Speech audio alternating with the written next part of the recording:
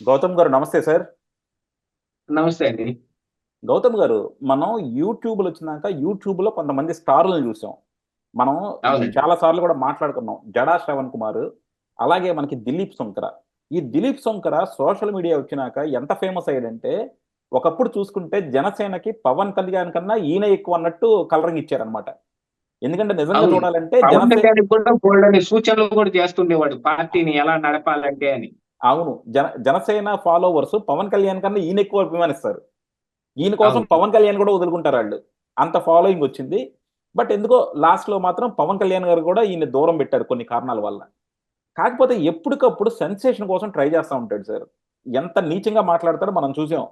అప్పుడు 'ఆంధ్రజ్యోతి' ఏబీఎన్ రాధాకృష్ణ గారినవ్వచ్చు, చంద్రబాబు గారినవ్వచ్చు, కమ్మారుని గావచ్చు, ఎవరినైనా సరే నీచాతి నీచంగా మాట్లాడుతా ఉంటాడు. మళ్ళా ఇతనే విక్టిమ్ గేమ్ కూడా ఆడతా ఉంటాడన్నమాట.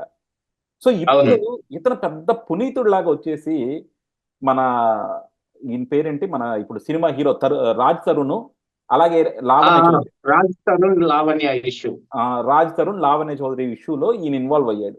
ఇన్వాల్వ్ అయ్యి అసలు అవును. ఎంత దాకెళ్లారంటే ఇప్పుడు లాయర్‌లు ఎవరైనా సరే ఓకే. నీ నీ తరపు వాళ్ళది నువ్వు మాట్లాడుకోవచ్చు. అవతల తరపు వాళ్ళది అవతల మాట్లాడుకోవచ్చు. కానీ ఈయనొచ్చేసి అది ప్రజా కోర్ట్‌లోనే ఈయన వాదిచ్చేసి, ప్రజా కోర్ట్‌లోనే 'రాజ్ తరుణ్‌కి' శిక్ష పడేలా చేద్దాం అని చెప్పి ప్రతి మీడియా ఛానెల్స్‌కి 10 తిరుగుతా సంవత్సరాలు శిక్ష ఏపిస్తానని. అదే 10 సంవత్సరాలు శిక్ష ఏపిస్తాను. రిమాండ్ ఇవ్వకపోతే రిమాండ్‌కి పంపించకపోతే నేను మళ్ళా హైకోర్ట్‌కెళ్తాను, సుప్రీం కోర్ట్‌కెళ్తాను అని జెప్పేసి నానా రకాల స్టేట్‌మెంట్‌లిస్తున్నాడు. అసలు నీకున్న లాయర్ ఎక్స్‌పీరియన్స్ ఏంటి? నువ్వు ఇన్నాళ్ళు చేసిన వాదనలేంటి? కేసులేంటి? నిన్న గాక మొన్న ఏదో ఎల్ఎల్‌బీ జేసావు. అంతకుముందు నువ్వు ఒక దొంగవి. ఈ రోజొచ్చేసి నువ్వు ఒక క్యారెక్టర్ అసాసిన్ జేయటం అసలు లోన జరిగిన సంఘటన ఏదైనా అవ్వచ్చు. అక్కడ ఆ అమ్మాయి తప్పు ఉండొచ్చు, రాజ్ తరుణ్‌ది తప్పు ఉండొచ్చు. కానీ నువ్వు తీసుకొచ్చి దాన్ని ప్రజల ముందు పెట్టేసి నువ్వేదో హైప్ తెచ్చుకోవాలని, నువ్వేదో పాపులర్ అవ్వాలని ఇలాంటి నీచమైన ఏషాలేసే వాళ్ళని అసలు ఎలా చూడాలి సార్ మనం? ఖచ్చితంగా ఇలాంటి నీచమైన వేషాలు వేసేవాళ్ళని నీచంగానే చూడాలి. అంతకు మించి వేరే ఎలా చూడగలుగుతాం? అవును. హ్మ్. ఇతను ఫస్ట్ సోషల్ మీడియాలో ఎంట్రీ ఇచ్చిన దగ్గర నుంచి మనం మనం కొద్దిగా అబ్జర్వ్ చేస్తూనే ఉన్నాం. హ్మ్. ఈ ఈయన ఇష్యూస్ ఏమిటి? ఎవరెవరి మీద ఎలాగ పడుతూ ఉంటాడు? అసలు స్టార్టింగ్ స్టేజ్‌లో ఒక మొబైల్ తోటి తీసిన వీడియోలతోటి ఈయన అవును. నోటి దురుసుతోటి ఎక్కువ ఆ రోజుల్లో నోటి దురుసుకి ఎవరు ఎక్కువగా నోటికి దూలకి బాగా పని చెబుతారో అలాంటి వాళ్ళకి కొంచెం హైప్ వస్తుండేది. ఎందుకంటే ఆ రోజుల్లో ఎవరు అలా మాట్లాడేవాళ్ళు లేరు. ఈ రోజంటే మరిక వైఎస్ఆర్ కాంగ్రెస్ పార్టీ ప్రభుత్వం జూసిన తర్వాత, బూతుల మంత్రి కొడాలి నానిని జూసిన తర్వాత, పేర్ని నాని, వల్లభనేని వంశీ ఇట్లాంటి వాళ్ళందరిని జూసిన తర్వాత, ఇదంతా సర్వసాధారణం అయిపోయిందిలే అని అనుకునేవాళ్ళు. ఇప్పుడు బూతులను కూడా ఎవరు చూడటంలా. వేరే రకమైన బూతులు జూస్తూ ఉన్నారు. అదే మొన్నటికి మొన్న హనుమంతు చేసిన ఒక వీడియోలున్నాయి జూడండి. అవును. తండ్రి కూతుళ్ళ మధ్య ఉన్న ఆ బంధం, దాన్ని ఏ రకంగా వాళ్ళు మాట్లాడుకున్నారు, దాన్ని షూట్ చేసి వీడియోలు పెడితే ఎలాగుందనేది అంత తారాస్థాయికెళ్ళిపోయింది. చైల్డ్ అబ్యూజింగ్ దాకా వెళ్ళిపోయింది ఆ బూత్ అనేది. ఇతను ఫస్ట్‌లో బాగా బూతులు మాట్లాడుతూ బోలెడన్ని వీడియోలు తీశాడు. నేను నిక్కచ్చిగా ప్రత్యక్షంగా చూశాను వాటన్నిటిని. ఎవరిని పట్టినా వాడెంత, వీడెంత, ఒరేయ్! నీలాంటి లుచ్చా నా కొడుకు లేడు. ఇలాంటి పదజాలం గూడా బాగా వాడాడు. ఈ మధ్య సొఫిస్టికేటెడ్‌గా కామనర్స్ లైబ్రరీ అని యూట్యూబ్ ఛానెల్ పెట్టుకొని ఆహ్, ఒక పాలిష్డ్ లాంగ్వేజ్‌ని అదే చెబుతారు చూడండి. నాలో ఉన్న మృగాన్ని బయటకు తీయొద్దు. నేను పైన నివురుగప్పిన నిప్పుని. నేను చాలా సాఫ్ట్‌గా ఉన్నానిప్పుడు. గంగిగోవులాగా ఉన్నానని అనుకుంటున్నావేమో. లోపల చిరుత అలాగనే బతుకుతుంది అనే కొన్ని సినిమా డైలాగులుంటాయి చూడండి. అవును. అవన్నీ యాప్ట్‌గా ఇదిగో ఈ కళ్యాణ్ దిలీప్ శంకర్‌కి ఖచ్చితంగా సరిపోతాయి. లోపల ఆయనకున్నన్ని బూతులు గాని, ఆయనకున్నంత వెటకారాలు గాని, ఆయనకి ఉన్నంత నోటి దూల గాని ఇంకెవరికీ లేదు. ఇందాక మీరన్నారు పవన్ కళ్యాణ్ ఎందుకు దూరంగా పెట్టాడో గాని అనన్నారే, ఆ శ్లాష ఖచ్చితంగా ఏంటనుకుంటున్నారు? హ్మ్. ఒక ఇద్దరిని అలా పెట్టవలసొచ్చింది పవన్ కళ్యాణ్. అందులో ఈ కళ్యాణ్ దిలీప్ శంకర్ కూడా ఒక వ్యక్తి అన్నమాట. వీళ్ళు అమెరికా వెళ్లారు. అమెరికా వెళ్లి అవును. జనసేనకి పార్టీకి ఫండ్ రైజ్ చేయటానికెళ్లారో, లేపోతే ఇంకోటి చేయటానికెళ్లారో, అక్కడికెళ్లి చంద్రబాబు నాయుడు, కమ్మ వాళ్ళు, అసలు ఈ రెడ్లు, జగన్మోహన్ రెడ్డి వీళ్ళందరినీ ఆడిపోసేసుకొని వీళ్ళందరితోటి అసలు ఏమాత్రం మనకి ఉండదు. ఈసారి పవన్ కళ్యాణ్ గట్టిగా మనం సీఎం చేసుకోవాలి, దానికి మీరంతా బాగా సహకరించి కృషి చేసి బాగా ఇవ్వాలని ఏమైనా చెప్పారేమో. ఇక్కడికొచ్చి చూస్తే పుసుక్కున పవన్ కళ్యాణ్ వెళ్ళి చంద్రబాబు నాయుడుతో పొత్తు పెట్టేసుకున్నాడు. ఆ పొత్తు వీళ్ళు అసలు జీర్ణించుకోలేకపోయారనమాట. ఈ చివరి ఎన్నికల సమయంలో కూడా కళ్యాణ్ దిలీప్ శంకర వీడియోలు కనుక మీరు అబ్జర్వ్ చేసినట్టయితే, జగన్మోహన్ రెడ్డిని ఓడించడం వీళ్ళ తరం కాదు. ఈ రోజు జగన్మోహన్ చెప్పమనండి, తరం కాదు కాదు. మనం అప్పుడు కూడా మనం ఒక జగన్మోహన్ వీడియో రెడ్డి చేసాం. అప్పుడు కూడా మనం ఒక వీడియో చేసాం సార్, జగన్మోహన్ రెడ్డికి అవును అప్పుడు పోయిన కళ్యాణ్ దిలీప్ శంకర్ అని. ఎందుకంటే ఆ రోజు చాలా అవును స్పష్టంగా చెప్పాడు, వీళ్ళిద్దరు కలిసినా సరే జగన్మోహన్ రెడ్డిని ఓడించలేరని. కానీ మనం ఆ రోజే దాన్ని విమర్శించాము, అప్పుడే చెప్పాము కళ్యాణ్ దిలీప్ శంకర్ నువ్వు మళ్ళా తప్పు చేస్తున్నావని. ఈ రోజు అదే ప్రూవ్ అయింది కదా. శంకరగిరి మాన్యాలు పట్టిపోయాడు జగన్మోహన్ రెడ్డి. యాక్చువల్ గా చెప్పాలంటే వీళ్ళందరి చేత ఇలాంటివి చేయించుకొని, ఉమ్, కొంతమంది యూట్యూబర్స్ ని వీళ్ళందరినీ తిప్పేసుకొని వీళ్ళందరికీ మంచి మంచి ఆఫర్లు ఇచ్చి ఏదో మాట్లాడిచ్చేసుకుంటే కొంత హైప్ ఏదన్నా వస్తుందేమో అని అనుకుని వీళ్ళని నమ్ముకుని తన బటన్ నొక్కుడు కార్యక్రమాలు నమ్ముకుని శంకరగిరి మాన్యాలు పట్టిపోయాడు. ఈ రోజుకి రాజీనామా చేసి కడప ఎంపీ సీటుకి పోటీ చేసి పైకి వెళ్తే ఎలా ఉంటుంది అని ఆలోచించుకునేలాంటి పరిస్థితుల్లో ఉన్నాడు. అలాంటిది అన్ని తీసుకొచ్చి పెట్టింది ఎవరు? ఈ శంకర్ లాంటి వాళ్ళే. ఈ కళ్యాణ్ దిలీప్ శంకర పవన్ కళ్యాణ్కే ఆయన నడుపుకుంటున్నాడు ఒక పార్టీ. ఆ పార్టీ నడుపుకుంటున్నాడికి నువ్వు ఉండదలుచుకుంటే ఉండు, నిన్న ఏ రోజు పవన్ కళ్యాణ్ దగ్గరకు తీసి నువ్వు ఇది చెయ్యయ్యా అని చెప్పలేదు. మీ తేట, కుల గజ్జి, ఇంకా ఇంకేదైనా ఉంటే ఆ తామర, వాటన్నిటితోటి మీరే వెళ్ళారు అక్కడికి. అలా వెళ్ళి మీరు ఇదిగో ఈ నాయకుడు సరిగా చేయట్లేదు, ఇలా చేస్తే మన కులం ఓట్లన్నీ లాబట్టొచ్చని, లేకపోతే ఇంకోయని వీళ్ళు ఇలాంటి మాటలన్నీ మాట్లాడుతూ అతన్ని కొంచెం డ్యామేజ్ చేసే పరిస్థితుల్లోనే ఉన్నారని అతను దూరం పెట్టేసుకున్నాడు. చంద్రబాబు నాయుడు తోటి పొత్తు వద్దే వద్దు అని వీళ్ళందరూ గంటాపదంగా చెప్పారు. మనం కూడా అసలు జగన్మోహన్ రెడ్డి ఆనాడే 2019 నాడే వీళ్ళిదే ఎప్పుడు పవన్ కళ్యాణ్ చూసినా 2 సంవత్సరాలు సీఎం సీట్ నాకు ఇయ్యాల అనే దాని దగ్గరే ఉంటాడు. మొన్నటికి ఈ ఎలక్షన్ ముందు కూడా అదే జరిగింది. ఇప్పుడు ఈ డిప్యూటీ సీఎం కూడా పవన్ కళ్యాణ్ వచ్చేసి ఆ 2.5 సంవత్సరాల సీఎం సీటు కాకుండా సగం సీఎం సీటు నాకే వచ్చిందనే రేంజ్ లో ఇప్పుడు ప్రవర్తిస్తూ ఉన్నాడు. పవన్ కళ్యాణ్ సొంత నిర్ణయాలు తీసుకునే స్థాయికి కూడా వెళ్తున్నట్టుగా సమాచారం వస్తోంది. వీటన్నిటితోటి రేపు ఈ కూటమిలో ఏం గొడవలు జరుగుతాయో అనే అభిప్రాయాలు కూడా వస్తే అప్పుడు మళ్ళీ వీళ్ళు ఆజ్యం వస్తారు. ఇక ఈ కేసు విషయానికి వస్తే, రాజ్ తరుణ్ లావణ్య కేసుల విషయానికి వస్తే, ఈయనకి ఎంత వాగ్దాటి ఉందో, ఎంత ఈ చట్టపరమైన పరిజ్ఞానం ఉందో మొత్తం మన ముందు ఎందుకు చూపించేది?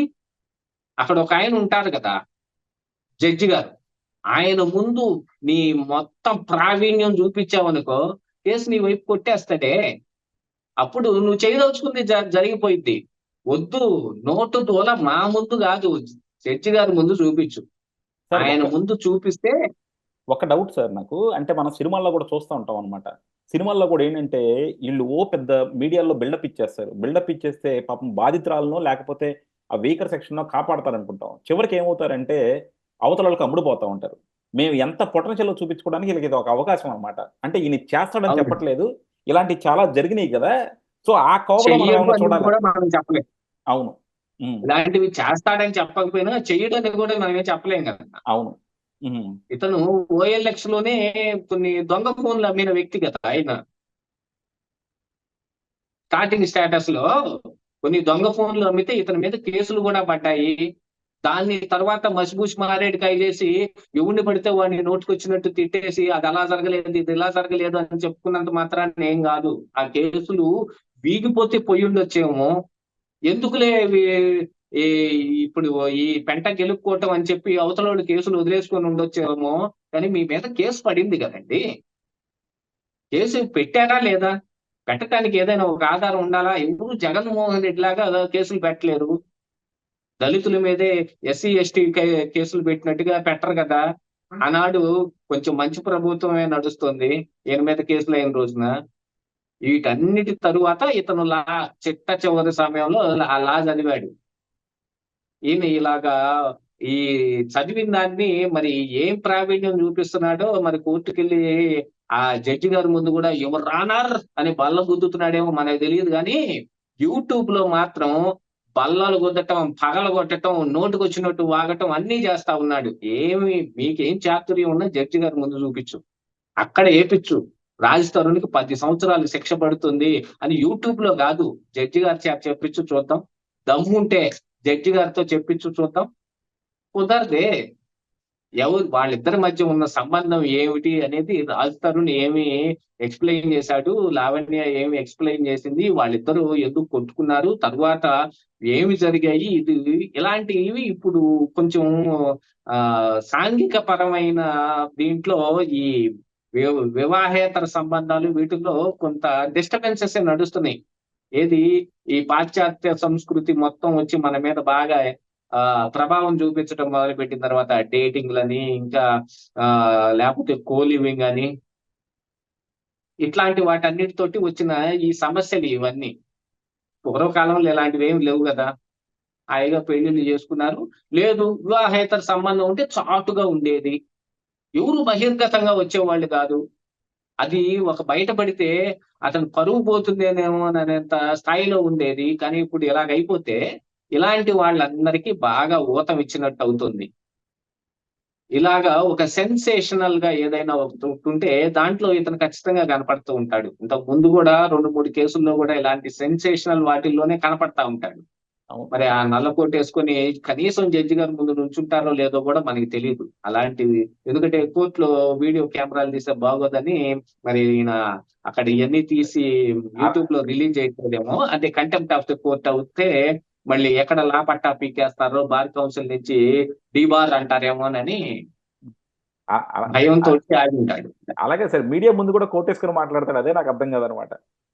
అంతే. ఈ చాలా మంది లాయర్లు మీరు అబ్జర్వ్ చేశారంటే, నేను మొన్న ఎలక్షన్ లో పోటీ చేసినప్పుడు కూడా ఒక్కొక్క పార్టీ నుంచి ఏమవుతుంది, కొన్ని ఇప్పుడు బూత్ ఏజెంట్ల కోసం గాని, చీఫ్ ఎలక్షన్ ఏజెంట్ కోసం గాని ఒక్కొక్క పార్టీ 5గురినో 6గురినో కొంతమందిని వాళ్ళే ఇండిపెండెంట్ గా వేపిస్తారు. అది అన్ని పార్టీలు చేస్తాయి. ఏది స్టేక్ లో ఉన్న పార్టీలు, ఇటు తెలుగుదేశం కావచ్చు, అటు వైఎస్ఆర్ కాంగ్రెస్ పార్టీ కావచ్చు, అటు కాంగ్రెస్ పార్టీ కూడా. కొంతమంది డమ్మీలు వేసే వాళ్ళు ఉంటారు. పొరపాటున ఈ అభ్యర్థికి ఏదన్నా ఒక కారణానికి అప్లికేషన్ రిజెక్ట్ అయితే వాళ్ళ వాళ్ళ అబ్బాయో వాళ్ళ భార్యో ఎవరో ఒకళ్ళు డమ్మీలు ఉంటారు. వీళ్ళు కాకుండా ఇండిపెండెంట్లు కూడా కొంతమంది ఉంటారు. అందులో చాలా మంది లాయర్లను పెడతారు. కొంచెం లా పాయింట్ తీసి ఏదన్నా ఒక మ్యానిపులేషన్ చేస్తారేమో వీళ్ళు, అభ్యర్థిగా లోపలికి అతను వెళ్ళొచ్చు, అతను చీఫ్ ఎలక్షన్ ఏజెంట్ ని పెట్టుకుని అతను వెళ్ళొచ్చు, వాళ్ళు ఉన్న బూతులన్నీ తిరగొచ్చి ఏ బూతులకైనా పరిగెత్తొచ్చు. లాయర్ అనగానే కొంచెం బాగుంటుందని వాళ్ళు పెడితే అక్కడ కూడా వాళ్ళు అదే నల్ల ప్యాంటు తెల్ల చొక్కా, వాళ్ళు ఇచ్చే పాస్పోర్ట్ ఫోటోల్లో కూడా నల్ల కోట్ వేసుకుని దిగిన ఫోటోలు ఇవే ఉంటాయండి. ఏంటో మరి వీళ్ళందరూ డాక్టర్ అనంటే అనునిత్యం స్టెథోస్కోప్ మెడలో వేసుకొని తిరుగుతున్నాడు. తిరగట్లేదుగా, బయటకు వచ్చినప్పుడు బాగానే ఉంటున్నారు. వీళ్ళు ఫంక్షన్ లో కూడా ఈ నల్ల కోట్లు వేసుకొని వెళ్ళటం, నేను లాయర్ని అని ఒకటి.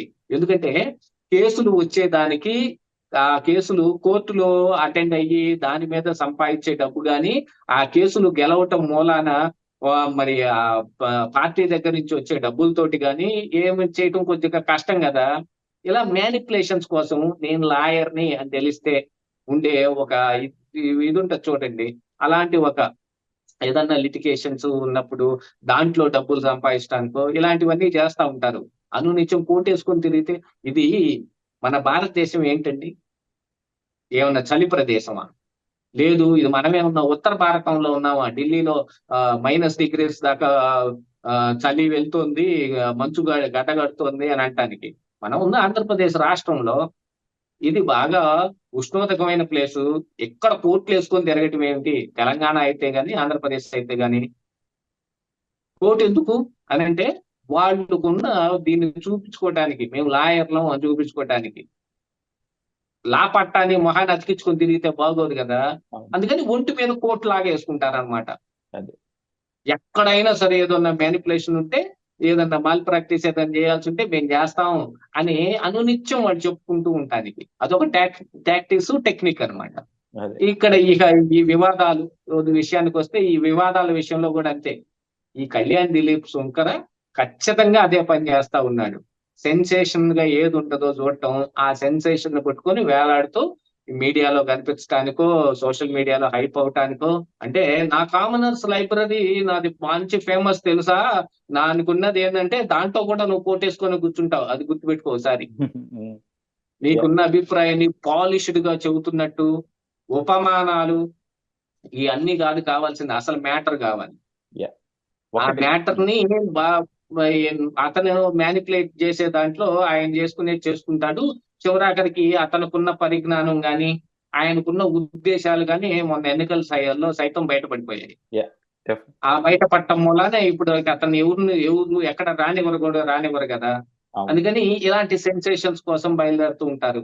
అవును. రాజతరుణ్ ఇష్యూ అయితే గాని, లావణ్య ఇష్యూ అయితే గాని, ఇతను లావణ్య తరపున అనుకుంటా లాయర్. అవును. లావణ్య అయితే తరపున గాని అందులో ఏమి లబ్ధి చేకూరుతుందనేది ఆ 2 పార్టీలు చూసుకోవాలి. వాటిని మించి లాయర్లు చూస్తున్నారు. మరి రాజ్ తరుణ్ తరపున లాయర్ బయటకు రాడే? హుహు. రావాల్సిన అవసరం లేదు గాబట్టి. ఇప్పుడు అత్యంత ప్రతిష్టాత్మకమైన కేసు చేశాడండి. ఏది, జగన్మోహన్ రెడ్డి వర్సెస్ జనపల్లి శ్రీనివాస్. హుహు. అలియాస్ కోడికత్తి శ్రీనివాస్. సలీం అనే లాయర్. అవును. వాళ్ళేంటి ఇంటెన్షన్‌తో చేస్తారు. మనం హుహు. ఒక అమాయకుడిని కాపాడాలనే ఇంటెన్షన్ తోటి. వాళ్ళు ఎంత పోరాడితే మరి జనపల్లి శ్రీనివాస్‌కి బెయిల్ వచ్చింది చెప్పండి. అవును. అలాంటి బెయిల్ మరి కళ్యాణ్ దిలీప్ శంకర్ ఇప్పించలేదే? హుహు. అంటే ఆ కేసు నా దగ్గరికి రాలేదంటాడు. ఈ కేసు కూడా ఎందుకొస్తుంది? ఈ హ్మ్. కేసు దగ్గరికే నువ్వు వెళ్తావు. అదే. ఈయన సెన్సేషన్ ఉంటుంది ఈయన అని. జస్టిస్ చౌదరి లాయర్ విశ్వనాథ్ అని చెప్పి అందరూ వచ్చి ఈయనకి కేసులేస్తారు మరి. ఇతను దగ్గరికి వస్తారా ఏంటి? ఆ! యాహ్! డెఫినెట్‌గా సార్. అలాగనే హ్మ్.